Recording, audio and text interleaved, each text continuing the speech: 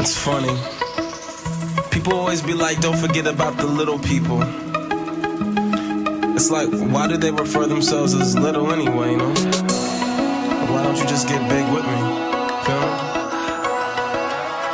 They can see it in my eyes. Welcome to another episode of John's Untitled Podcast. Wanted to start off by saying thanks for all the love and attention that the Skylar episode is getting. Getting a lot of comments and just overall feedback on it between Twitter and various social media platforms. Sometimes when doing these episodes, you kind of wonder if anyone is listening to them and what people are thinking about the quality of the content you're putting out. And so far, this is the most feedback I've gotten on any of the episodes from people who are not people I know personally. So it's really encouraging to hear that people like what I'm doing and are liking the episodes and delving back into past episodes. So with that being said, if you are coming on from last week's episode, thanks for coming back. If you want to go back into the archive, go over to SoundCloud, iTunes, Stitcher, wherever you find your podcast, and you should be able to find this one and head back into the older episodes. Lots of cool people that I've talked to and interesting conversations as a whole. Other places that you can find me online are on Facebook and Instagram at John's Untitled Podcast. If you want to tweet at me, you can find me at John's Untitled Pod, or if you want to email me at johnsuntitledpod@gmail.com. Those are all great ways to keep up with the podcast and see what we're doing and hints at who we have coming up. Speaking of who we have coming up, we have Jordan King, a local, I call him town celebrities. Jordan is pretty big around this area and just in general, I would say, with creating memes and kind of the meme culture and just kind of things like that over the last few years that have gotten more popular amongst, well, I guess really everybody. I would think it would be a little bit hard-pressed to find people who don't have a meme or three saved on their phones to use at all times and find amusing. The thing with Jordan, though, is that I noticed over the years he has done things initially starting with the drunken debate, which was had Mark of a stepdad and another friend and Jordan himself kind of drinking and ended up debating current topics going on at the time of the video being posted and just kind of bullshitting in general. And I thought it was really interesting, and as a result, that's kind of what drove me to start following him across his various social network platforms, and started noticing as he got more into the more meme-centric kind of thing that people would start bitching at him for posting something that was deemed offensive, and in today's society, it's pretty much hard not to offend someone with anything you say. Hell, even this statement could be deemed offensive to someone because of whatever fucking reason. That all being said, though, I started noticing that Jordan would counter some of the comments on his posts and try to engage in actual debates with well thought out, well structured sentences to these people, and then, you know, basically these people would just kind of resort to, well, you're stupid, this is offensive, you're an asshole, whatever. And it's like, you know, he was trying to challenge people on a way deeper level, and I don't think people are expecting that from him. And I think it's been interesting to see the person behind the kind of shocking content. It's kind of like Howard Stern. Howard Stern is shocking, but he's a pretty well-spoken, articulate person behind the vulgarity. And I think Jordan is that as well. But the main reason I wanted to talk to him was because as of recently, he had a serious accident, and he's kind of gone through some serious life shit in general over the last, I would say, year and a half. And we'll get into it in the episode. But when Jordan kind of reached out to people across the various social media platforms he has, a lot of people seemed to give him shit and just kind of didn't want to get to know him or help him as the individual, and only wanted him to be the person who creates content for them to laugh at, for them to share, for them to enjoy, but they didn't give a fuck about the person. And to me, I think that's very indicative of this. Like, we have these internet celebrities and we have these personas, but we don't give a fuck about them as people when they may be going through hard times, and I feel like that's indicative of just society as a whole. I mean, case in point, Kim Kardashian ends up getting robbed at gunpoint, and over some jewelry and shit like that, and all anyone can think, all anyone's saying is like, well, fuck her, and this, that, and the other. And it's like, I think we forget that these people are that, they are people. So I wanted to shine a little bit of a light on that with Jordan, kind of give him more of a space to show who the person is. And we definitely talk a little bit about some kind of crazy shit, especially at the very end of the episode, which I decided to keep in because it is a little bit informative, and I think kind of it is indicative of who we are as people between him and I. And it's funny, and I think his listeners that he'll bring over, or his people that he'll bring over to this, will enjoy the last probably 10-15 minutes of this episode. So without further ado, here's my chat with Jordan.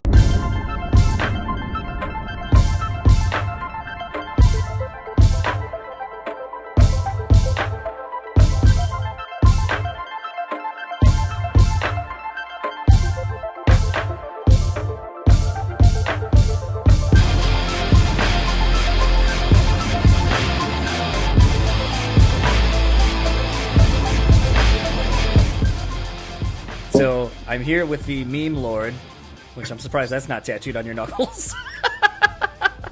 Sorry, I can't have you on and not bust your balls. I mean, I figure it's going to be a give and take. Oh, you just have meat.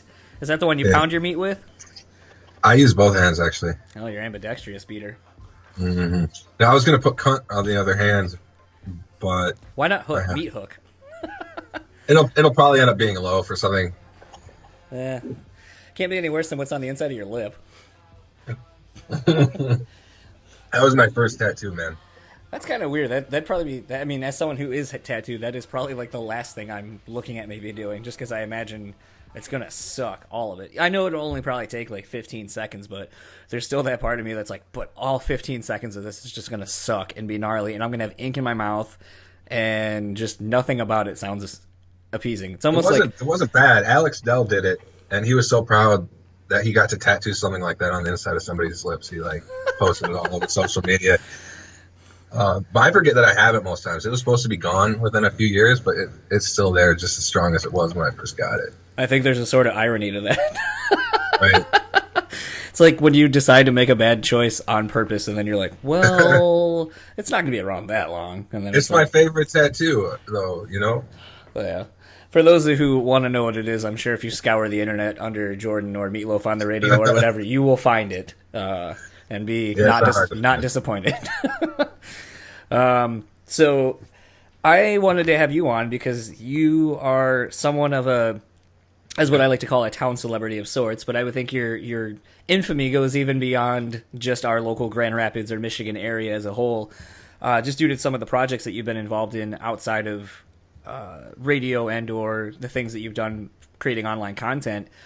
But you represent, to me anyway, a interesting cross-section of what our online social media stuff has become. With a lot of the content you created, obviously, is heavily influenced by like the meme culture as it is, and just creating content, but also kind of poking fun at just gross, nasty shit just for the sake of getting shock or whatever, and creating dialogue, whether it be about something serious or whatever. But on the flip side of that, you had something happen to you, and we'll get into that later, recently, where it's kind of something important to your personal life and some other things that have happened in your personal life.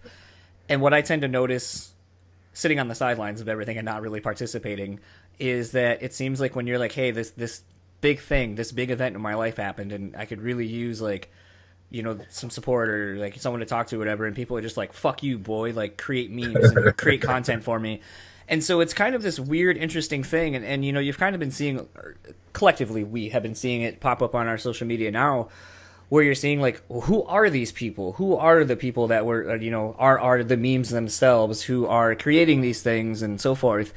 And so on a smaller scale, or locally, I should say, not smaller, I'm seeing it with you where it's like no one seemingly wants to give you like the time of day or to be vested in you as the person. They just know you for the person who makes them laugh, who allows them to have content on their phone to like impress friends or whatever or share. And so I kind of wanted to discuss that because to me that's a more interesting... I'd rather talk to you about that than personally about like you creating like kind of rude or vulgar memes. I mean, as evident by the fact that you weren't paying attention to me, so I sent you a picture of Tub Girl to get your attention. That was some nostalgia in my book. There's a lot of that shit from not 4chan. What was the shit way back in the day?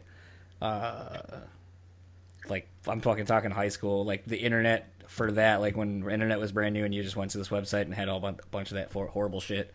But regardless, so why don't you tell us a little bit about yourself and kind of learn more about you, since you have a forum to actually speak at length. Right. Well, I mean, I don't know exactly what event you're talking about that happened. Well, I guess the first one would be an ex event. Right. Some of the issues that had stemmed from an ex-girlfriend or an ex-relationship in general. But then I would say the accident you had is more the event I'm talking about that's more current. Okay. Yeah. Well, I mean, the thing when it comes to my internet personality is I've created it this way, though. You know, I've secluded myself off from letting people get too close. You know, that was kind of not the idea behind it, but a result of it. Because when I was in radio, you kind of learn to take a piece of your personality and you exaggerate it.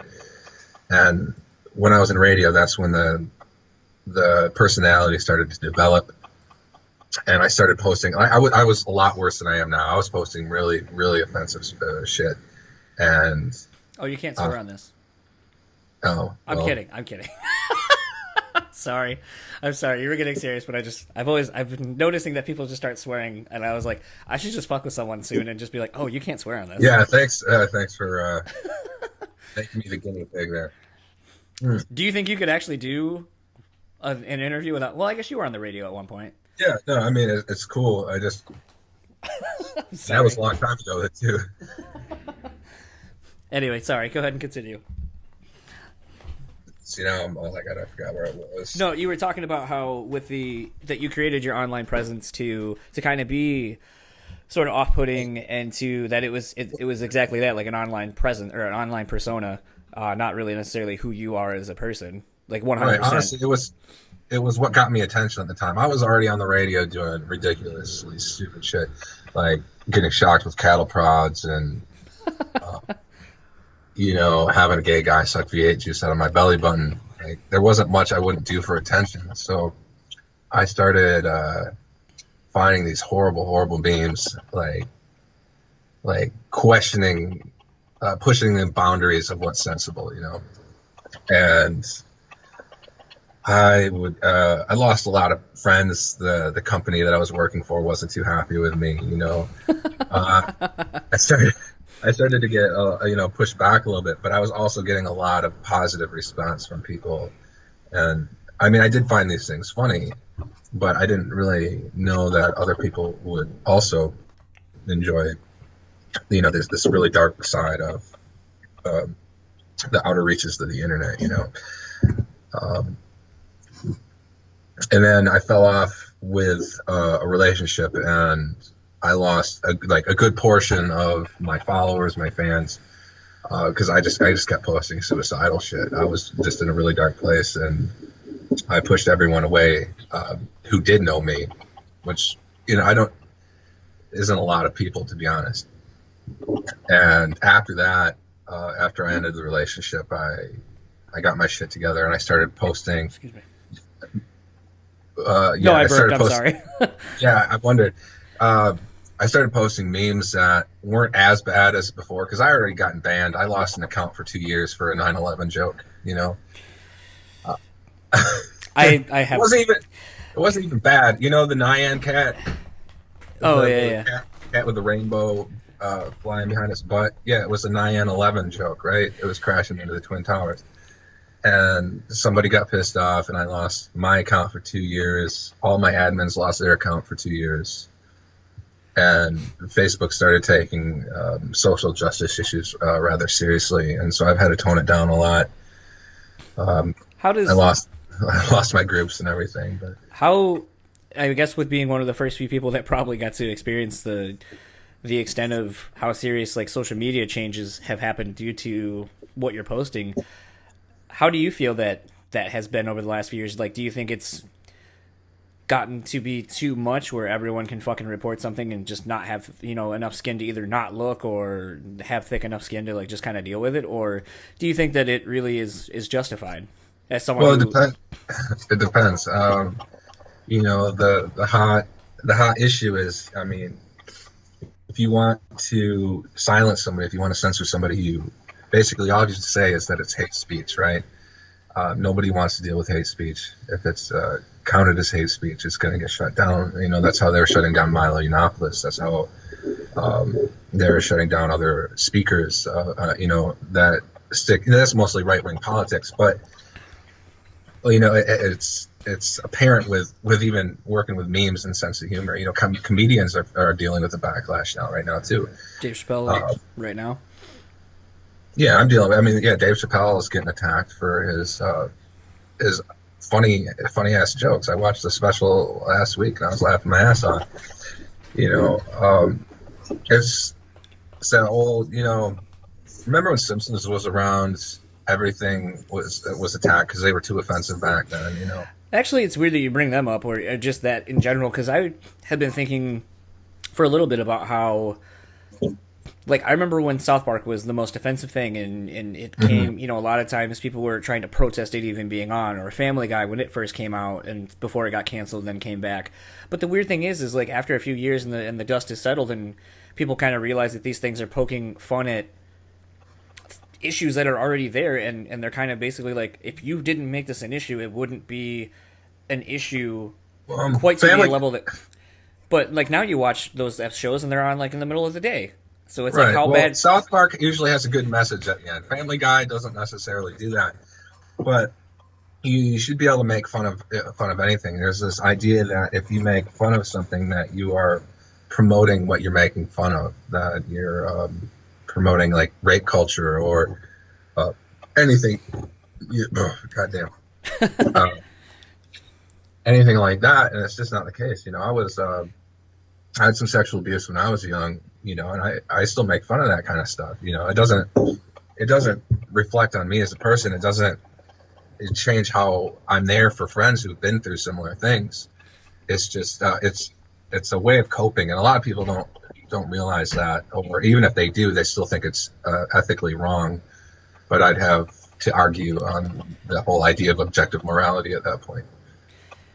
Have you found that with some of the, and maybe I'm jumping ahead a little bit of where we're going to go, but do you find that people think that you're stupid and don't have, like, I know that's a really crass or brash thing just to say and be like, oh, do people think you're dumb? But do people not think you're maybe as able to articulate, Jesus Christ, articulate yourself as much as you're able to and actually speak on things in depth? Like, people might go, oh, you're making fun of rape culture and blah, blah, blah. And then you're like, well, actually, like, I am a victim of this as well. So, like, right.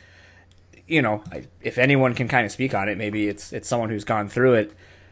Well, I do make fun of things I haven't been through too, but you know, it's stupid.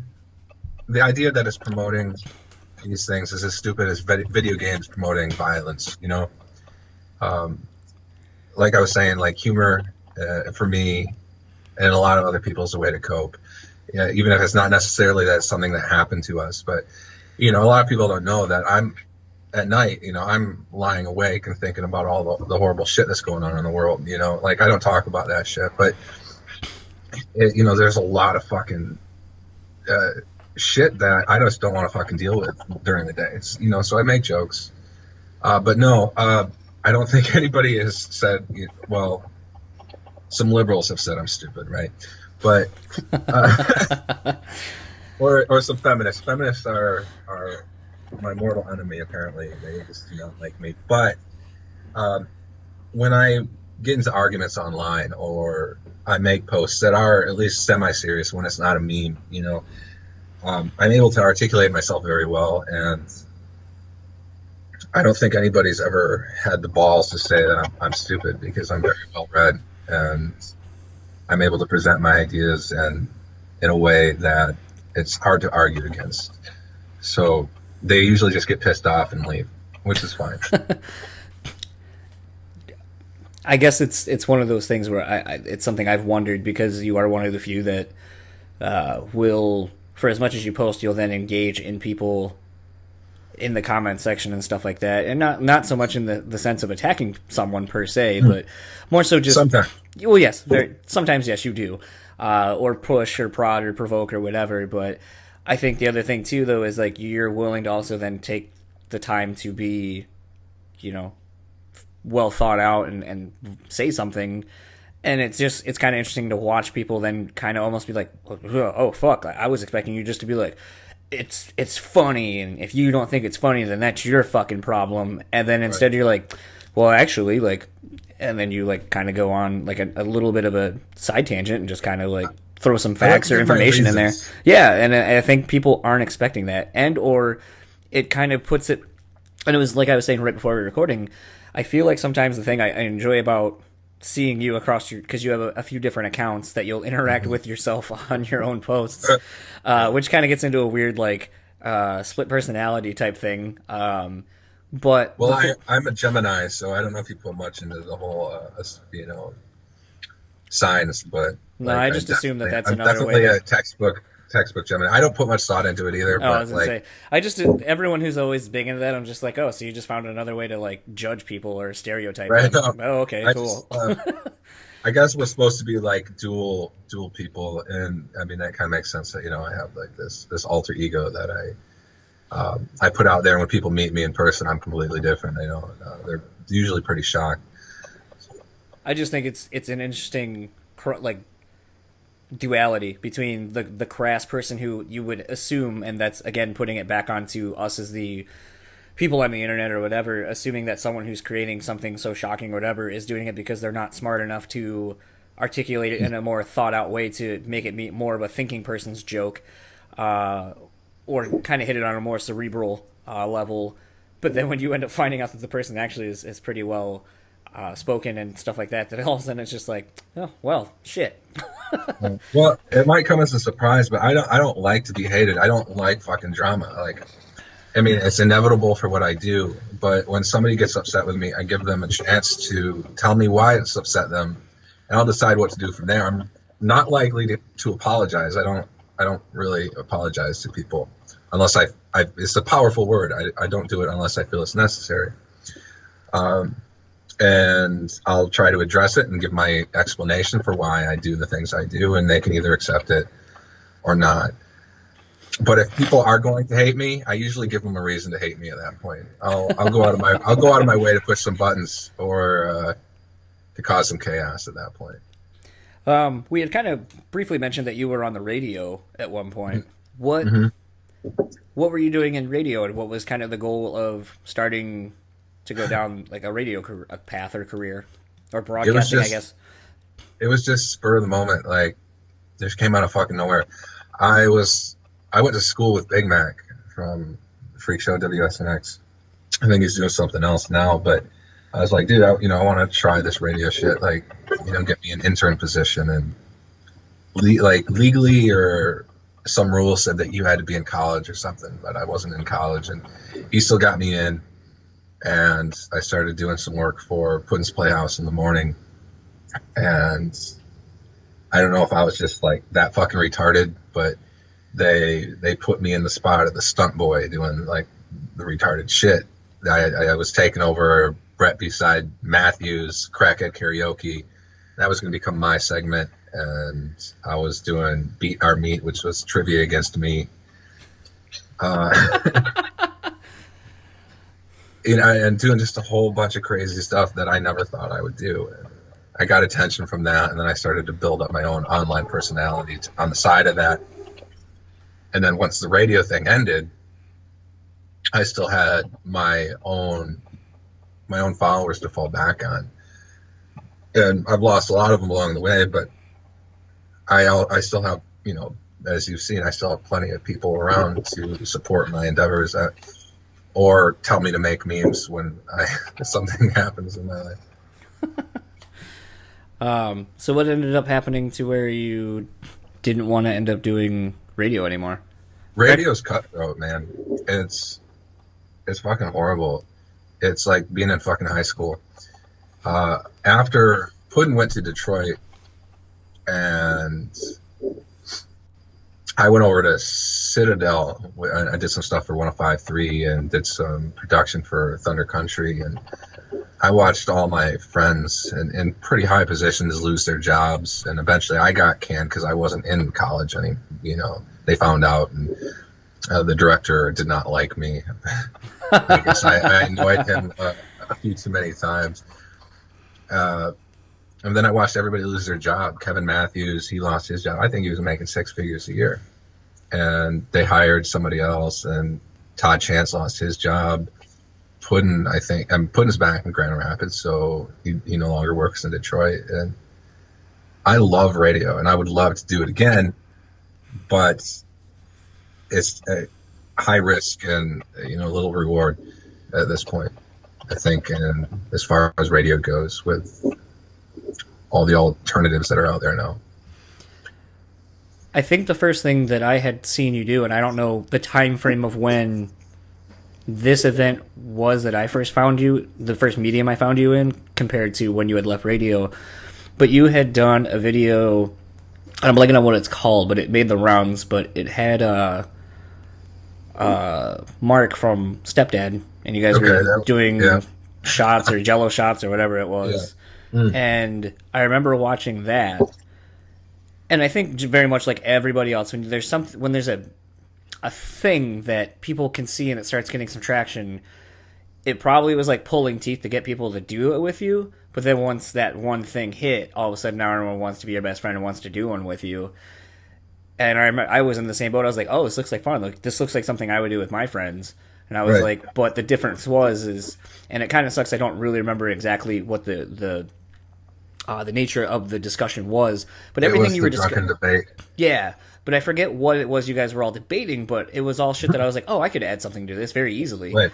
And that was the thing is, because you were talking about doing more, and I was like, oh, I'd be down to it. Like, I know the running joke with my wife is that, like, I know a lot about a lot of things, so I could comment on something and not necessarily go into too much depth about it, but enough to, like, bullshit for a little bit and just spark more conversation and steer it into a direction where it's something that I am more knowledgeable about. But I was like, oh, I'd like to do one, and then at that point I think I'd hit you up to be like, oh, when are you doing another one, or who are you, like, what are you looking for in people who you do this with? Like, is it your friends? Is it random strangers? Like, is it someone who can drink and just not be afraid of, like, saying some shit? And I think you were like, oh, I'm not doing one of those, blah, blah, blah, whatever. But at that point, I thought the goal of who you were was more creating online content outside of, like, memes, like what that would become, but just more like, here's this, like, online content. It's like a 10-15 minute video. Go to my website, see the rest of it. So on. It's almost like like porn ads. Like, you get like a 20-second teaser, and then it's like, oh, I got you. If you want to see more, go to my website. I don't know. 20 seconds is all I need, man. You just loop it. No, it just needs to play once. Ah.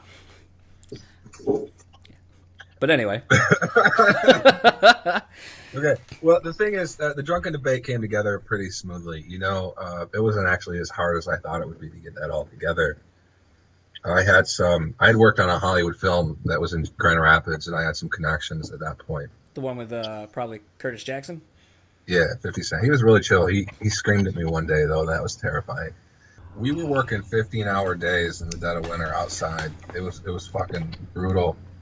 And I was one of the guys on set that had to be yelled quiet on the set if there was noise or anything like that right before the start of the scene. And some idiots were making noise, and I yelled quiet on the set, and 50 Cent hadn't heard them make any noise. He heard me. He just turns around. This is ended like 4 a.m. And he's like, "Shut the fuck up!" Like, dude, in front of the whole film crew, man, it was intense. This dude's a gangster. Like, I mean, he was a legit gangster back in the day. Like, I had talked to him every single day before this. He was chill, but that scene was not fucking pretty. That was a blow. But yeah. Anyways, the drunken debate. I got that together. I didn't end up releasing all the episodes because I didn't have a video. Oh, there were more than one episode? There's at least 12, 13 in the pipe. Shit. and that's, I mean, several years old. I released 3, and as the topics went on, we got progressively drunk. You know, by the end of the night, we were fucking blitzed. I ended up throwing up and crashing at my buddy's house. The thing about Ultramark is he does not shut up though. So it's like 90% of him talking, and we occasionally get a word in edgewise. But he's entertaining enough, so it worked. You know. It also kind of helped that around that time of that video going was when they were getting their rise around here locally. Mm-hmm. Yeah. Well, I think that kind of fell off. Yeah. Sadly. He'd always used auto-tune on his voice, and then they went to that producer. It was a pretty well-known producer. I don't remember his name, but they did not. I don't think they used auto-tune, or at least not to the extent that they had. And I didn't enjoy the second CD as much. I don't know what he's doing anymore. We're no longer friends. He's. I was gonna say, as you were just talking about that. Right, it's kind of a recurring theme for me. I don't know what he's doing. I have no idea, but it was fun. I mean, I'd still love to do that. I got sick shortly after, and I had to focus on some other stuff, though. And then, so, with the shift kind of seemingly going to being in, like, more film-oriented projects, whether it be the Drunken Debate or even working on a film here locally when we have that, like, kind of, what is it, a tax break or whatever to get people to start filming here, down here in GR, anyway. What do you mean? Was that, I assume that's why, like, because for a little while there, we were getting a ton of, We were until Rick Snyder fucked it all up. Yeah. So I was going to say... They went elsewhere. Yeah. Because it's gone. But, so that around the time of the Drunken Debate, you probably started getting into film due to us having that tax incentive and getting, like, 30 minutes or less, and all those 50 Cent and Val Kilmer movies and a few other things that I think shot around here at the time. Was that around the same time, roughly? It was shortly after around that time. Yeah, okay. It was shortly after that movie that I worked on. I had gotten in contact with some of the people who were doing lighting on the film and had them light the set. It was in my lawyer's office, actually. You can hear Ultramark arguing with my lawyer on the behind the scenes footage. It's pretty gnarly. So what was then the goal? Since it seems like you enjoyed being in the, like, performing, whether it be like on camera or creating content at that point, what was the goal then? Like, what? I didn't have one. It was, at the time, I wanted to be on camera, but I still wasn't really comfortable with it. I think I'm a little more comfortable now, and with the project I'm working on now, it should be a little bit more smoother than that. But I'm also planning on working behind the camera as well. Is that something you have gone to school for since, or just kind of learn as you go? I went to college for acting, and that was only for a semester. And I went for some programming, and that was only for a semester. So I'm not much of a college guy. I think if I were to go back now, I would go for business. It's just I think I'm creative enough to handle the creative side by myself, and I'm business savvy enough, but I want to hone my skills on that front a little bit more than I do. I don't know, business is like 90% of success. Everything. Yeah. So around all this time as well, you started going international traveling, which I didn't understand how it seemed like you didn't have a job, but I was like, how the fuck are you able to go to, like, Thailand and all this shit? And then one day you were like, oh, here's how I do it. Like, I just go when it's, like, off season or really cheap, and I don't bring shit. It is really cheap. I got really fucking sick of seeing people saying that traveling is really expensive. And so I took that time to make a post about, like, you can get flights to Japan for $300. I fly to the Philippines for $300. You know, if you don't need to stay in a luxury hotel, you can live on a beach without air conditioning or hot water for $150 a month. The place that I stay on a beach on Boracay in the Philippines for $300 a month, and that's with Wi-Fi, air conditioning, and hot water, and, you know, all utilities included. So I don't know. These people seem to want to want to travel, but they also want to be stuck where they are. And I made a big post about that with Electric Forest, which caused a lot of issues. It was a pretty popular post, but I caused a lot of drama. Well, I guess I didn't see that part about Electric Forest. Were you just kind of talking about how Electric Forest cost X amount of money, and instead of going to something for a weekend here in the state or Right. whatever, you could have gone and got more life experiences? Was that more or Yeah, less the pretty gist? much. The thing is I'm not a big festival person. I consider a festival like people live in their bubble all day long, and then they go to a festival and they just increase their bubble a little bit. You know, it's not, and a lot of times they're just going out to do fucking drugs. And I know a lot of people will say, no, that's not what we do, but then they are. Right. They just are, right? You know. So I made a post about that, and I compared the costs, you know, with the price of the tickets, the traveling, the food, everything. You can afford to go out of country. And then these people who are going to these festivals spend the rest of the year talking about how they wish they could travel and they wish they could do this and that. And it's just fucking redundant to me. It's ridiculous because they can afford to travel. They can afford to do these things that they want to do, but they don't bother to look into it. You know, a festival's easy. You just buy a fucking ticket. You know, it's not fucking hard to get a plane ticket either if you go on Skyscanner. But they just aren't willing to put in the work as far as I'm concerned. What was the motivation for you to travel abroad like that, and for such a great length of time? Well, in 2009, I went there for like 3 weeks. I was working for a guy who worked out there, and I got fired like 3 days after I was there because I told his girlfriend he was cheating on her. Like, See, it's that whole having morals thing that gets you in trouble. right? Surprise, surprise! I have some, and Seems to be a big one with you. Right. I spent the rest of my time exploring the country with 2 friends I had made on Facebook prior to arriving in the country. And after being in an emotionally abusive relationship, I decided to just get up and leave. So I just went out there. I had an excuse to go out there anyway. My friend was getting married, and I stayed there for 6 months.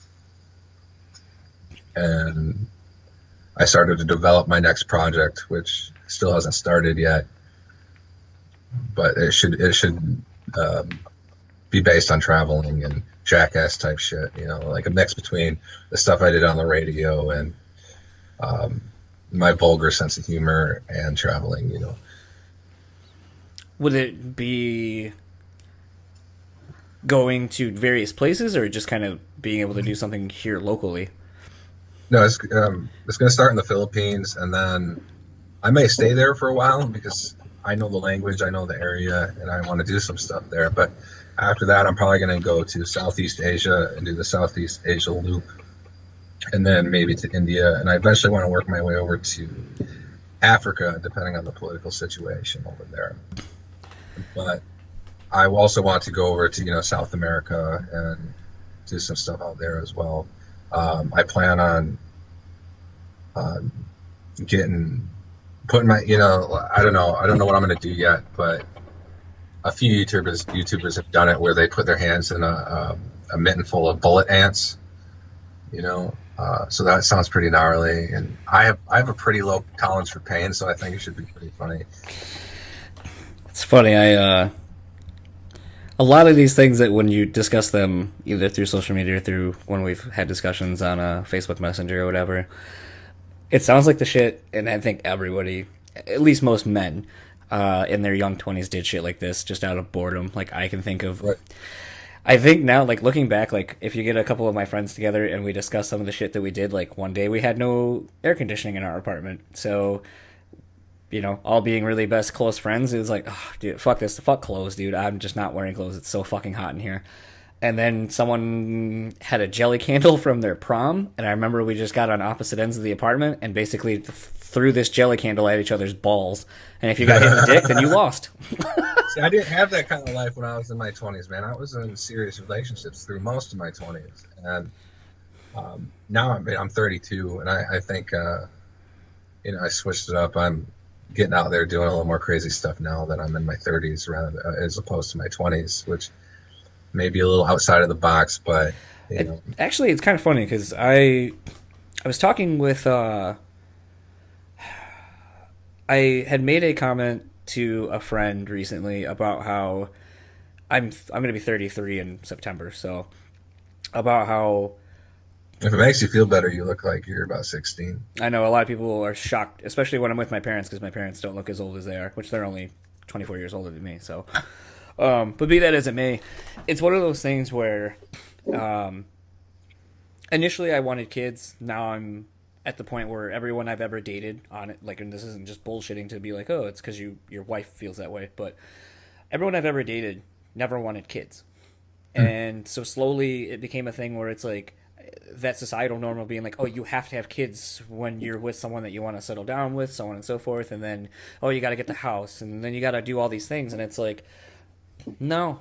And there was a debate one night while we were drinking before the elections happened and all that shit. So that kind of gives you a reference of time frame. But we were discussing how there's no way that this could happen with, the election the way it kind of panned out and who was better. And someone made the comment about how, well, I'm afraid that if Bernie Sanders gets in office, he's going to die because he's so fucking old. And I go, well, that's where the vice president comes into place, or the hierarchy of how the presidential, tiers go and the roles that these people have. And as we were just kind of discussing things, like everyone kind of brought up their kids, because other than Bridget and I, everyone that we were hanging out with had kids. And so they were talking about how some of the different things that they're voting for were going to affect their kids. And I understood that. And, not having kids doesn't mean I'm not aware of the issues going on or how it'll affect people. But as we were discussing things, everyone was like, oh, if my kid doesn't want to go to college, like, it's fine. Like, get experiences and so forth. And there was one person that kind of had made the comment, like, well, my kid has to go to school because how are they going to learn anything? Or how are they going to learn to do anything? And I had made the comment about how, actually, I think my wife had made the comment in general about how, well, John never went to college, and he writes for a local online site. He books shows. He never went to school for that. He, does all these things. And like the person was like, well, how did you learn how to do that? And it's like, or who told you could do that? I go, better question. Who told you couldn't? Right. Why do you assume someone has to give you permission to do something? And so it's kind of been a weird thing for me where I feel like now that I'm in my 30s and knowing that I don't want to have a kid and so, like, I couldn't necessarily do this if I had a kid because I'd have to make dinner and get ready to put my kid down and stuff like that. And to me, it's like you figure it out for sure, obviously. And if you have a strong partner or even if you don't, like you just figure shit out. But I take that thing and I realize, like, I'm just selfish and I want to do shit for myself. I want to have the experiences where I get to travel and I get to go do things. And I feel like having a child would slow me down. And I feel this, like, I feel this on a spiritual level. God damn. I struggle with this because I do want kids. I do want a family. Me and my ex fiance had talked about having kids, and my last girlfriend had a kid. I fucking love it. I want a family of my own, but I also am. But I think I have different dreams. I was going to sorry to cut you off, but you do realize you can have a family and not have a kid. I think that's the thing that people don't. When they think of a family, they think of, husband, wife, children, child, right. Whatever. That is a family, but I mean, when I say family, I mean I do want children. And that is a goal of mine. But so is traveling. But I the American education system is shit, and it was shit before Betsy DeVos came around. It's so weird to hear other people talk about her because it's like everyone knows of her from being around here in Michigan. So it's weird to hear someone that's sort of a local talent, is what I was going to say. The thing is, like, when me and my ex-fiance had talked about it, we had talked about homeschooling. And you can homeschool when you travel, and these these schools in other countries, they're 10 times better than what we have here in America. So if you stay in one place for a while, you can get some really good education on top of homeschooling when you're traveling. It's not the most stable, but I do know people that have made it work, and it really depends on the kind of girl you're seeing and whether they can see themselves in that situation. I know I've kind of my online personality makes me seem like a huge whore, but Yeah, I don't feel like that's is who you are. I kind of. I mean, I am to an extent. Like, I don't deprive myself of intimacy between relationships, and I'm not in relationships that often. I'm very, I would say picky, but my track record is anything but. I just have a peculiar taste, and I've dated 3 girls, fucked a lot more, but the end result, I mean, the end goal is to have a family, to find somebody to settle down with. But until that happens, I don't know. Like, I'm just gonna keep acting like the cornball I am, I guess. I always wonder with the girls that you do end up getting, and knowing that you have said this before that you wanted a family. I often wonder if what happens to you is what happens to me, or happened to me, because I'm married now, so I got somebody. Right. Where I look like the bad guy, like the tough guy everyone wants. That probably is going to treat a girl like shit, and so subconsciously they're always attracted to that type. And then we start dating, and it's like, I didn't know my nights are going to be spent watching Sex in the City and all these like chick flicks and stuff like that. And it's like, sorry, Dude, I'm really chill in a relationship when it comes to that kind of stuff. Like, I am romantic, I am passionate, I am this and that. Do you think people think that you're going to be just how you are, and then are? Well, no. I mean, when I meet people, they quickly realize I'm not like who I am online. But if I'm just trying to fuck, then I do generally treat the girls a little rougher, And then the situations where I genuinely am interested in somebody, I come on a little too strong, and that can fuck me up. So, I mean, it's kind of like polar opposites with me. So I have a tendency to gravitate towards women in rough situations who are damaged, and I want to you save want to fix them. Yeah. Right, and that's been who I've been for quite a long time. My ex-fiance, my last girlfriend, they've all had really troubled pasts, and I've wanted to save them, and ended up losing myself in the process. It's something that somebody needs to want to do for themselves, and if you put that much pressure on yourself, you're going to end up in the situation where I was, where I just didn't want to live anymore. So, but I still try to help people. I just try not to fall into that trap. Do you find that it's hard to, with wanting to, and I guess they're not as extreme opposites as I'm going to make them sound out to be, but do you find it really hard to want to pursue the career, like the creative path that you've gone down, but then also trying to find the other part that's going to make you happy and whole, and the other thing that you've been wanting in your personal life? Absolutely. It's definitely, it tears me apart a lot, to be honest, because sometimes it seems like they're in completely different directions. Like when I find a girl or somebody that I see potential in for the future, I completely give up everything else. And I focus on them, and that's been completely unhealthy for me. I believe that's a typical symptom of codependency, which I do have some traits of, I guess. But I've been focusing more on my projects and sitting around and healing from my car accident, and instead of focusing on perhaps things that will take me further away from the end goal. Because I'd like to look for that stuff once I've accomplished what I want to accomplish. But I'm at 32, I feel like I'm climbing the ladder. Like, it's just like, I don't know. I got to cut it off at some point. Speaking of the car accident, that was kind of the other big. I mean, I kind of already said it earlier, but that was like the other big event that's happened, and more very recently, where it seems like every time you come out of Facebook jail, you come out strong with content that is kind of like the "Hey, I'm back. Did you miss me? Here's fucking gross vagina or something. I don't know." But with that, like in the midst of one of the more recent times you came back from one of your small bands, it then was hey, I just got in this car accident and pretty serious, and this is like what kind of the gnarly shit that happened. And like the weird thing is a lot of people seemingly didn't no, it wasn't seemingly. It was very much didn't give a shit. Like I would notice like, oh, this doesn't have like 500 fucking likes or an astronomical amount. The picture of the car accident had quite a few likes, but that might have been on my other account. I don't know. It is kind of hard to keep track of which one gets posted where because you share. As far as people visiting me and hanging out with me when I was immobile for 6 months, it didn't happen. I had like one person stop by,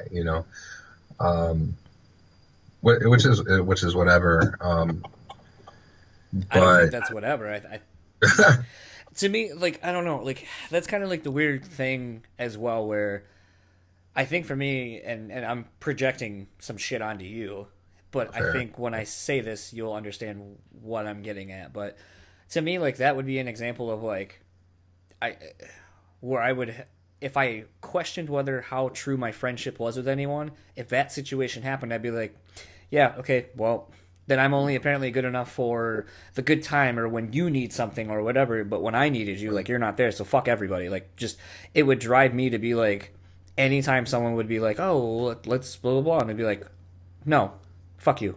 It's like, bridge burn, we're done, moving on. Well, you I gotta don't understand need people. These people aren't necessarily my friends. But I mean, in the grand scheme of things, if you are saying that, like, you're posting this even on your personal page or whatever, that I would feel, and the super fucked up part and the irony, and it's not lost on me, is the fact that it's like I'm talking about something that I was aware of and I didn't, do anything. But it's like, to be fair, I didn't really know you. It really took, I would say in the last, but it's in that. But that here's the flip side of that though. In that amount of time, in the last, I would say 5 to 6 months, I would say you and I have actually gotten to know each other more and talked about things outside of just whatever, just talking about music, talking about past experiences that we both share, places we may have been at the same time and just didn't realize it, or people we know that we didn't know that we knew at in common, and so forth, where the friendship is building. Whereas before it was, that's not the case. But I don't know that was a common thing for other people. Like, I wasn't there physically, like there to hang out with you, but I definitely felt like I was like, oh, see what this dude's up to. Like, I know what it's like to be. People check up with me on Facebook. I mean, don't get me wrong. Several people visited me in the hospital. I don't really remember it because I was on so many drugs. But after that, it was really dry. I mean, nobody really came out. Then people said they'd come out, but they never did. But I think that happens to everybody in these situations. It's just like, it's not that I don't have friends. I don't have many, and I'm close to the ones that I do have. And I guess that's the way I have preferred it. And though more recently I've been going out, I've been going out and I'm drinking a little bit, and I've been going out and smoking with new people and trying to make new friends, because I'd been cooped up for so long. But I mean, I don't expect these people to be here for me necessarily. I am here to entertain, and that's primarily what I do. I'll interject some serious stuff, either political or comments on social things that are going on, like Electric Forest, or I was kind of I talked about the Ice Bucket Challenge when that was around, or that was when I was in the Philippines. But I mean, I guess I'm not there for a lot of people either, unless I'm there for my friends, but I have 4,000 plus friends on Facebook. I can't say I'm there for most of them, so it's only fair that, I mean, if I'm not, it's a two-way street, Yeah. How much? And there were people that I expected to show up that didn't, and I did cut some of them off.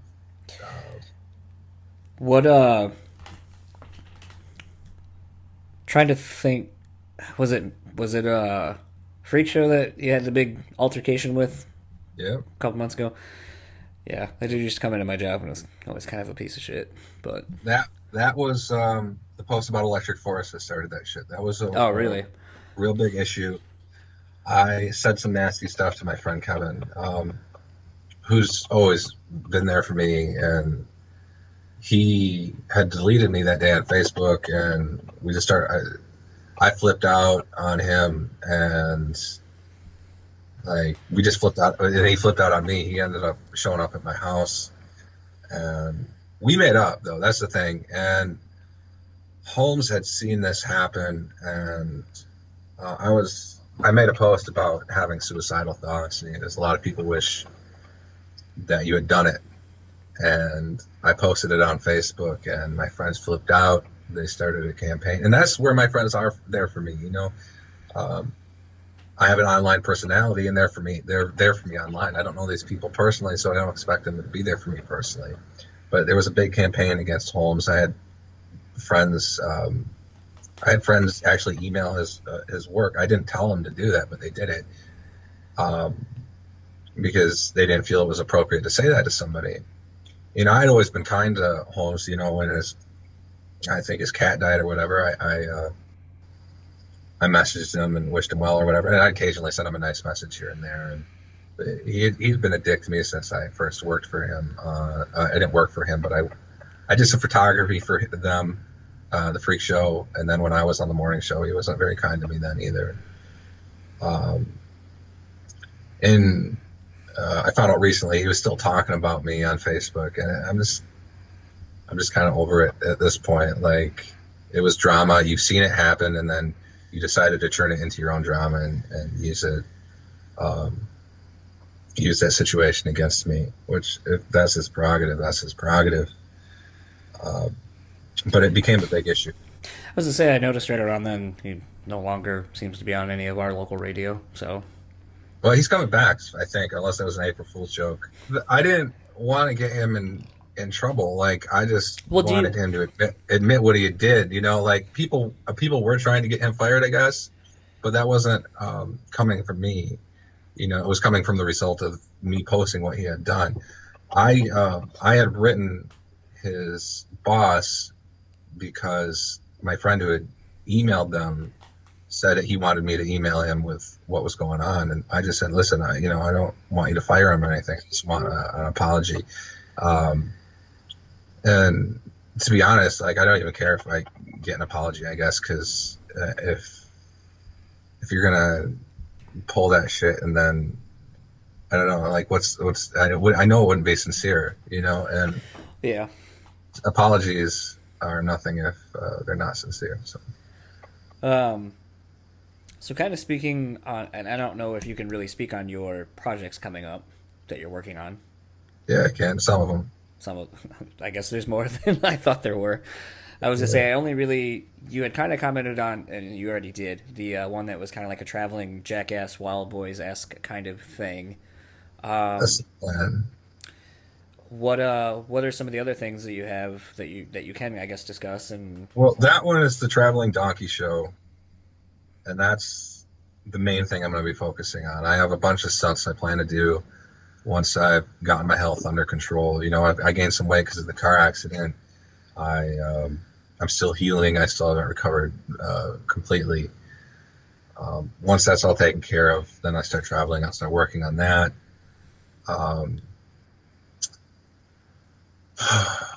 That's going to be a travel blog and a YouTube show. I'm a writer. I'm working for a company I can't name because people want to get me in trouble. I'm writing for a pretty well-known publication, and in the future that'll be good for my resume. I wish I could talk about that one because it's really exciting to work for such a well-known website. So I'm going to take my writing. I'm a writer, so I'm going to take that and I'm going to take it to the travel blog and do what I can there and make stupid videos. And do what I can there as well. That's the main project. I have some other things in the works, but those are just I have some investments that I've made that I'm involved in, and maybe in a physical company business that might be in the works, but nothing concrete. How, as someone who I guess is kind of in the same boat as you are at times with a lot of the proverbial stokes in the fire, how challenging do you find it to to balance all of these things? Well, being a provocateur is easy. So that's just fun. Taking it and moving it into a platform where people have to go off of Facebook to see the content is a little more challenging. Speaking to the choir, we're preaching to the Right, choir. yeah. That's why I try to help you with your Facebook page there. Well, I don't know. It's really weird because and maybe this can be something we can kind of slowly start ending this episode up with. As someone who creates a lot of online content, obviously we know social media is king as far as getting anything out that you are doing. However, I have wondered, and it seems like it's not so hard for you, and maybe it is, and I'm just not aware because it seems like you have so much active people actively engaged in doing stuff, but on your page. Huge. What was that? This engagement's huge. Like, I started to notice that a lot of local celebrities, they'd post things. And some things would get a lot of likes, but then they post something else and only get a couple likes. I haven't been below 20 likes in years. I mean, that's on the low end. I've had consistent high engagement on my posts, and I want to transfer that into another form of media. Whether that's YouTube, whether that's on my blog, or doing something else. But a lot of these people, I don't know, they're just there on Facebook. So I mean, it really depends. What when all of your projects are done and maybe you segue from kind of creating a lot of this content and kind of delve more into maybe a steady career, whatever that looks like, and having more of a family life or a more stable home life, I guess I would say, if you're planning on doing all the traveling, what would you like to be remembered for? Like something like serious, like wow, I remember seeing a post and it made me think that I can have all these crazy experiences and do these things if I put my mind to it. Or would you rather kind of be, and I'm I guess the answer already is there, no one wants to be known for being just creating crazy wild shit, but right. If you could have maybe a viral moment, I guess, as it were, or something that just really resonates with so many people and gets shared and becomes for all intents and purposes, just because it's the first thing I thought of, but a tub girl, where it's fucking 15 years later, it's still something you remember and people right. pull up. Would you I guess it's almost like a flash in the pan, or kind of being I don't serious? I don't honestly care. I just want to be able to have my voice. I want people who resonate with that voice, and I want my audience, and that's all I've ever wanted. Whether people hate me or love me, I don't fucking care. I just want my voice to get out to the people that want to hear it. And whether I do something crazy and that gets remembered, or I'm writing a book as well. I forgot to bring that up. There's the opposite side of me that what people see online. The book is completely opposite. I write very emotionally. I write very candid. And I think the book, I mean, if I can get that published, that would be probably the voice that I'd want to get out. But if I only get remembered for doing crazy shit, that's fine too. If I don't get remembered at all, well, that sucks, but that's the way it is, So I'm not particularly picky when it comes to attention. It's not like I didn't get attention growing up or anything. I just fucking love it. Maybe I need some therapy for that, but it's. Were you one to kind of be more? Were you a shy person growing up, or were you always kind of more outgoing? I'm still shy, to be honest. I mean, not as ironic, right? No, when I was a little kid, I would talk super fast. I would talk to strangers. I would talk to everybody. And then I think around the time in middle school, I got bullied pretty heavily. And that's when things started to change for me, and I started to become more introverted and started to live inside my own head as opposed to living in society like a healthy person. So, yeah, I mean, I'm still pretty shy. I mean, I still have some issues because I used to take a lot of Xanax. So, I mean, not for fun either. It was because of severe anxiety and some of the situations I was in called for it. And I have some thinking problems as a result because I'm not completely off yet. I'm almost off, but due to your injury, I'm sure you need them. Maybe the issue's still. No, the plan is to get off them completely. I was on 10 a day, dude. I'm not part of that scene either. I mean, I get it. I'm not into drugs really. I mean, I smoke weed, but like I took it because I was prescribed it and I need it. I took more than prescribed. They calm me down as I don't know. I've just never been a pill popper, but the situation I was in called for some drastic measures. So, like, you know, rough stuff. Crazy. Well, I feel like your book would be rather interesting to read then, because I don't know how far it goes. I don't know how people are going to enjoy it because it has a political slant on it. You know, doesn't everything now? Well, yeah, but most people I know lean to the left politically, and I lean to the right. So all my liberal friends are probably going to hate me.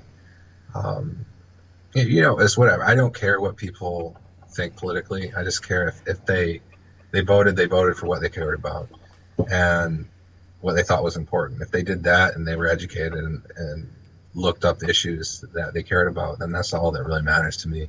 I care about having my voice, and I want to be able to voice it. And I'll probably lose some friends in the process, but it's basically a book about my childhood and my abusive relationships that I've been in, and the result and what I went through after that, and how I kind of got pushed out of liberalism. So I used to be liberal myself, and I got pushed into a more conservative way of thinking. So it's part memoir, part political, but honestly, it's just a way to get out these things that have happened to me in a healthy way instead of memes, maybe. I think I gotta say, I'm honestly surprised that you're writing a book and you do as much writing stuff as you did. Right. So the idea of sitting down and writing a book just seems like such a daunting task. That it is daunting, but nobody's ever completely unique. I mean, like, there's nothing really that's unique in this world anymore. So. Well, I don't even feel like I have a story to me unique enough to even be like, oh well, I'm gonna. Other than just self-grandiose type shit, where it's like, okay, like oh well. Like, the fucked up part is anytime I ever think about writing something or all I can ever think of is, again, Chappelle from the Chappelle Show when he was like, oh, I didn't, like, what was it, Finding Forrester or something like that. He's like, did you know the dude who that's about, like, wrote that book, like, about himself? Like, I didn't know you could do that, like, and take liberties with it and shit. Like, I'd be like, oh, I have, like, the biggest dick ever, and I was the funniest person alive, and I would just take way too many liberties, and I feel like, I mean... that's the far end of it, like, for the comedic effect, but I just feel like as a whole, like, the irony, like, I wanted to do this podcast and I wanted to talk to people who are known for something but have a different story to tell other than the thing they're known for, and to give them a voice, because I feel like everyone has a unique story and just to tell it. But the funny part is someone's like, well, why not tell your story? And I go, because I don't feel like I have a unique story. Like, I feel like my story is exactly the same as, like, a million other people's, and it's no different than anyone else's. Crazy stories to tell. I mean, you've seen some of them on my Facebook, I would love to tell those, but, I mean, honestly, your story is going to come from what you feel, and what you feel is unique to you. The thing is, like, I help people through a lot of emotional issues. I'm helping a friend through an abusive situation right now, and I'm not a good person for somebody to come to and use my shoulder to cry on. I'm not going to tell somebody what they want to hear. I'm tough love. Not even. It's I'm more logical. I will give them logical advice, and that's just the way I am. So, but doesn't mean I don't feel. It just means our pain is unique. And I've no doubt you've gone through some pain in your life as well. So you know, your story, your unique story comes from whatever you feel, I think. So I think if you want to write something, that it should not necessarily, I mean, it can include the stuff that's happened around you, but it's all about how you have reacted and how you feel and how that's affected you as a person. I think that's where the unique shit comes in. I think we've kind of covered a wide gamut of things. Yeah. Socials are usually a thing I like to end on, so people can find you if they're interested in seeing what's going on. So where are your socials? Where can people find you? And all right. Well, let's see which Facebooks do I got. This is where the borderline personalities kind of screw you, where you're like, all right, I have like 9 pages you can follow on Facebook, 3 on Instagram, and 2 on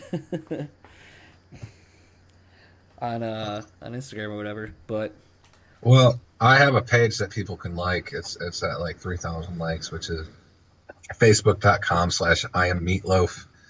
And then where did that come from, by the way? I don't think I ever found the origin story.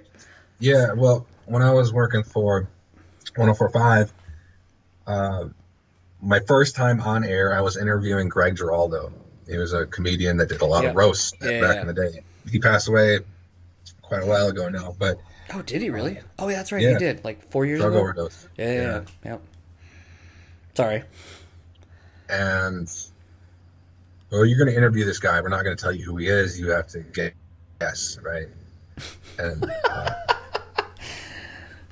and they pulled this guy in with like thinking he was going to get a legitimate interview, and they gave him to me, right? So like asking him all these stupid questions. First time on air, I'm nervous as hell. Like, I can't fucking do this. And right before the interview, Puddin's like, well, I think your name is Meatloaf. And I'm like, yeah, I don't know if I like that, dude. And well, Greg Giraldo heard that, and so every question he fucking answered, well, Meatloaf. I'll tell you what, Meatloaf.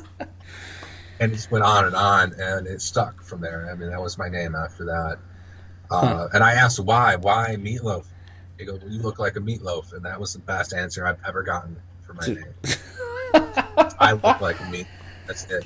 And what's crazy is I have some pretty famous friends. Actually, one of the dudes I want you to interview, I was commenting on his page back when my name was Meatloaf on the radio. Yep. And I get a comment under one of my comments, and it goes, "Oh, hi, Dad," or something like that. And it was actually Meatloaf's fucking daughter talking about it. It was Amanda a day. Ah, okay. And I don't know if it was Amanda a day who commented on my shit, and that's one of his daughters. I don't know if it's a second daughter or she changed her name, but they don't look the same. So I think he has 2 daughters at least. Okay, wouldn't surprise me. It was Amanda. Maybe that's the thing he would do for love. Have 2 daughters. Right. Sometimes that happens. Anyway, so your socials. Yeah. The other ones I got my my main Facebook page, which is facebook.com/loafmeat. I started posting memes again. I took a break for like a month, but Do you create all these yourself, or are you like Fat Jewish, where you just steal other people's shit? I'm like Fat Jewish, but I do create some sometimes. But honestly, I just don't have the time. When I make like text statuses, I write a lot of that stuff. Right. So when I first started doing this, I just took jokes, and then I started writing my own, and then I started taking memes that I found funny, and posting them, and then I started creating some of my own, and I'll intermix, but I honestly don't have the time to sit down and fucking create memes all day. If I think of something really funny, I will. And then the Traveling Donkey Show is facebook.com/Traveling Donkey Show, obviously. And then Instagram, I think, is the same. Yeah, I think so. Did you see that post I tagged you in today on Instagram? No. Yeah, look at that real quick, because I would like to. Wait, I think I did. Wait, what was it? It was the tattoo that. Oh yeah, I like that shit. That was awesome. And for those now that I brought it up, because I will keep this in here in case you want to go see it. Actually, you would probably be better at being able to pull it up because you were tagged in it and I can't see it. But basically, it was a tattoo done by, I think it was called Instagram at Inkmasters. If you go, at least as of today, and by the time this gets posted, it'll be like probably a month ago. But someone wanted and someone tattooed a chick who was a participant in a bukkake, and I have this weird, I won't even call it a fetish because it's not like I like it, but I have this weird thing about bukkakes because again, I'm going to keep this in the podcast because I'm going to explain it. Do you know how bukkake started? Do you know the origin story? No? Okay, well, you're going to get some fucking brain knowledge right here. Bukkake started way back in like ancient Japan or Japanese culture. If a woman was found cheating on her husband, the town that they lived in, they would take the woman up to like a secluded area or whatever, and all the men in the town would basically jerk off on her face, and it would either cause her such shame that she would kill herself, or if she decided not to, that when she would come down, the husband had to forgive her because she paid for her sin, basically. So what started off as like a really weird fucking cultural thing has become a weird fetish for so many people. My question is, why do you know this? Because in the early 2000s, there used to be this website called ambersbookmarks.com, and it no longer exists, and it's kind of sad because back when porn was starting to become a thing on the internet, this website existed, and it had every fetish listed A through Z. Like if you wanted to, like, if you didn't know what CFNM, if you didn't know what that was, you'd click on it, and like I'm just an inquisitive person, so like for me as someone who came into my sexual being very late in life, I didn't know what a lot of things were, and you know, with the internet being what it was so early, it's like that was one of the first places I could go where I could find out what things were, because sometimes you'd hear people talking about like, oh, BDSM, and it's like, well, what does BDSM mean? And Google wasn't quite what it is now, so it's like you had to like kind of go to porn sites and find what shit was and kind of look it up. So for me, like, I would just a lot of times go to this website just to learn what things were. And so, you know, starting A through Z and shit, like I would just click on stuff, and sometimes I'd find things and be like, fuck, nope, I can't unsee that. But at least I know what it is. And I remember I couldn't pronounce, and something I hate is not knowing how to pronounce something sometimes. So with bukkake, I didn't know how to say it, and then there was a song shortly after I learned how to say it. In Nagasaki, they would like bukkake. Like there was like a weird song thing that was around that maybe I can find and throw at the end of this episode as a weird fucing button to this. But I remember looking it up, and then there was like a Wikipedia page or something to that effect that explained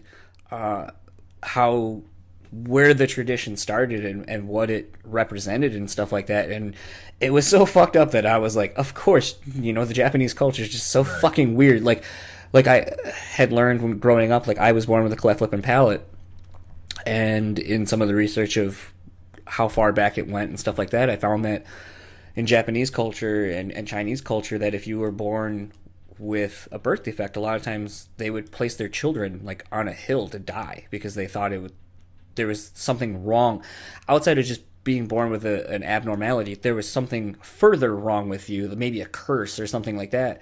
So they would just put these children out on the hilltop to die. So this is why I don't believe in objective morality. So I mean, it's one of those things. Morality has changed over the years. Yes. So it's one of those that as a super inquisitive person, I research shit that probably no one gives two fucks about. But to me, it's like, I mean, I'm into the BDSM shit. Like I'm really fucking freaky when it comes to sex, but I don't know. People are getting their ideas of what BDSM are now through 50 Shades of Grey, which is like BDSM for soccer moms. You know. But the crazy thing is, I learned that was just Twilight fan fiction. It was just what it started off as. Yeah, and I didn't know that until researching some of that shit. So I mean, I I'm one of those people that, like, I remember, like, my wife always gets on me for being on my phone, and I'm super guilty of it for sure. But I'm one of those people, if I get a random thought in my head, I just want to, I like learning and I like knowing something if I have a question to it. And in this day and age where you have, and I'm holding my phone, if you have a fucking, Right. you have a wealth of knowledge at your fingertips to learn any question you want to know the answer to, and people Isn't just it don't. ironic that people don't bother to ever learn what they're talking about? So one day we had bees, we had bumblebees, like huge fucking bumblebees at the end of our driveway that burrow into our, like, a telephone pole. And so one day we were driving around and I was like, I wonder if bees sleep. I've never heard anyone ask.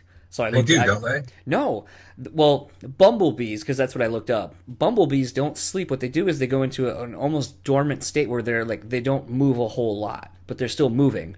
I don't think bees ever actually sleep. At least, through the information that I found, they don't sleep. They just kind of go into, the hive goes into a very dormant state where they all kind of lightly move around. So it's kind of like hibernation.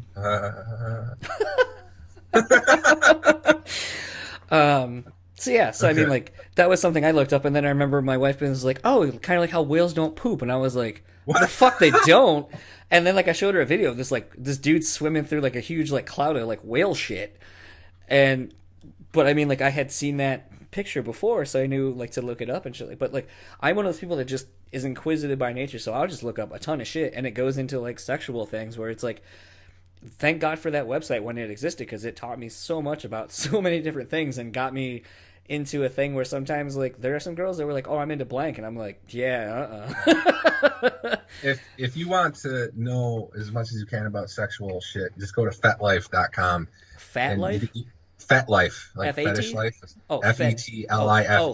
I gotcha. Okay. Yeah, and you can see my penis there somewhere too. So if you're into that. I can't do that. Like, someone asked, that was another thing that has been brought up in a collection of friends, is sending nudie photos. And again, I always say this, like, no one can see me, but I'm actually, I guess if you look at my my thumbnail on the podcast, you can see that I have, like, sleeves and shit, but, like, I'm heavily tattooed, and I have tattoos on my waist and, like, below, like, on my thighs and shit. So it's like, I know I have pictures of my face too. Like, I don't fucking care. Yeah, no, there's no refuting that it's me, and it's like, I already make the joke that like, I've always undersold my dick size, so that way when someone sees it, they're like, "Wow, I was pleasantly surprised. Like, I thought it was gonna be worse." That's what I do too. So the joke is, but the flip side of that is, I don't want anyone to fucking see it, and because, like, the flip side of that is, like, someone can be like, "That's you," and that's you, like, and your shitty dick, or, like, here's you fucking some girl, and you're, like, not very good, and I'd be like, no, that's not me, and they're like, oh, so someone else has, like, that tattoo right there, and I'd be like,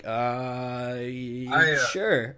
This is pretty crazy, but I did this. I made a status on Facebook one time. I go, who wants to see my dick? And just like the status, and I sent it to every single person who liked it, even the dudes.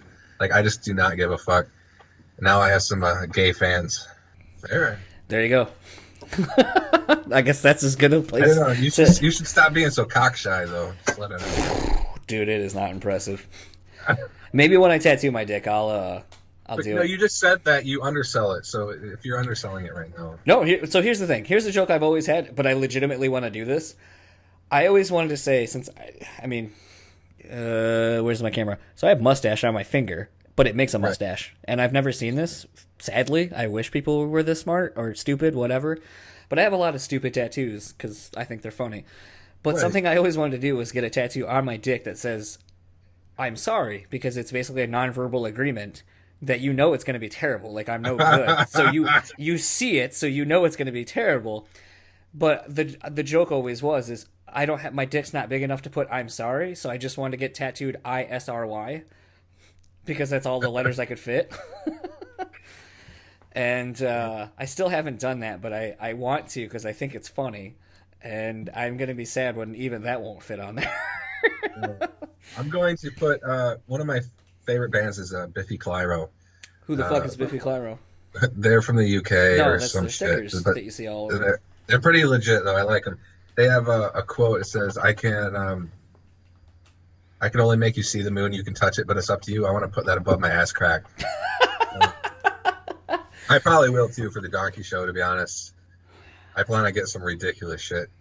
I guess that's as good of a place as any to end the podcast. No one wants to tattoo anyone's penis. Just rest assured. And if you do, then they're going to charge you an arm and a leg, and it is what it is. So if you are interested in following Meatloaf, go ahead.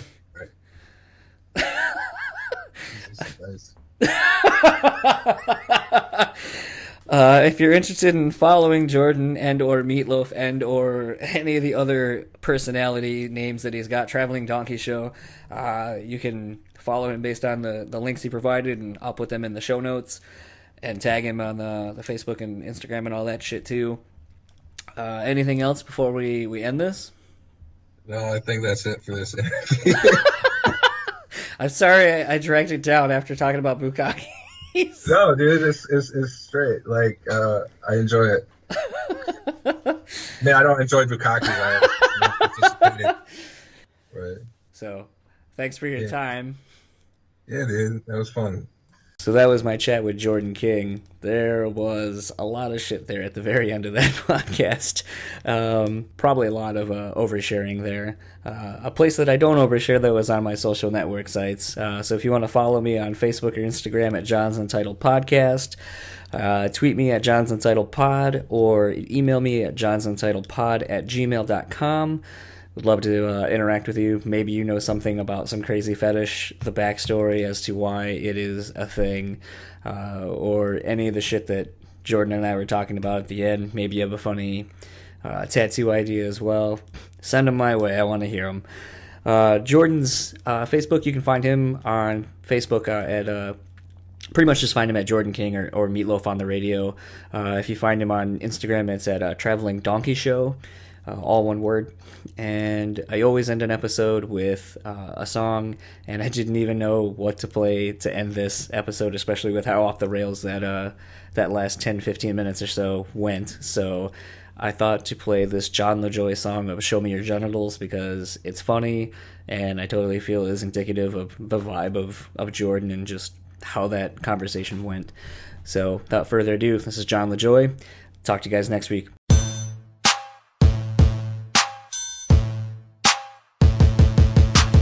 Women are stupid and I don't respect them.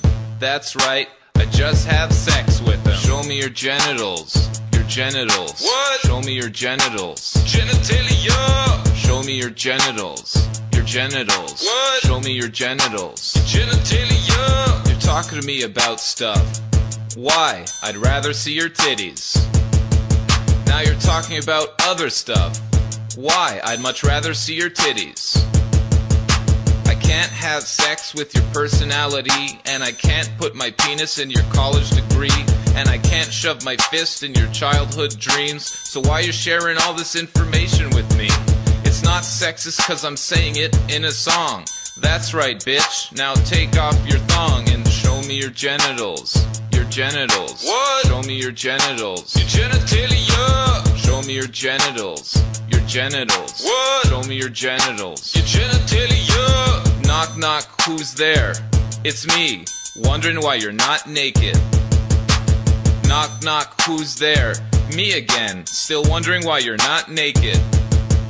I wanna see your bum, I don't care what you say. No, I don't have feelings, cause feelings are gay. Something, something in the month of May. Bitches love my penis cause it's really big. Girls' brains are much stupider than men's are, so they should always listen to us cause we're smart. Women are only good for 3 things: cooking, cleaning, and vaginas. Show me your genitals. Your genitals. What? Show me your genitals. Your genitalia. Show me your genitals. Your genitals. What? Show me your genitals. Your genitalia. I can give good sex to you, cause I'm really good at sex. I can give good sex to you, cause I'm really good at sex. Aw yeah, that's right, shake your bums.